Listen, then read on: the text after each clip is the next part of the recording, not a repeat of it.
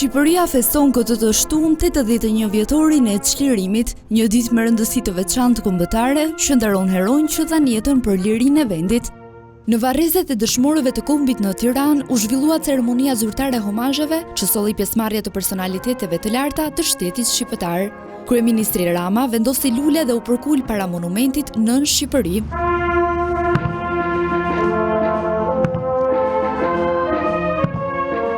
Në mauzoleumin e dëshmorëve në Durrës u zhvilluan gjithashtu homazhe.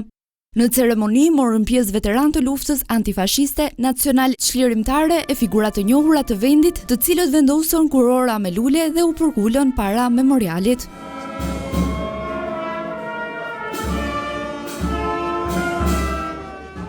Vlora përkujtoi 81 vjetorin e çlirimit me homazhe dhe kurora me lule pranë lapidarit të dëshmorëve.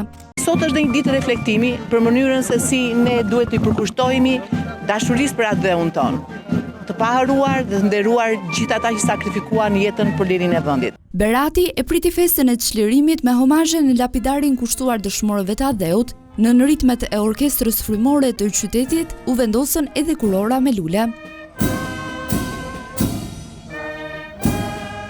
Mes ngjyrave kuqezi, Fieri nderoi të rënët me vizita dhe homazhe në varrezat e dëshmorëve.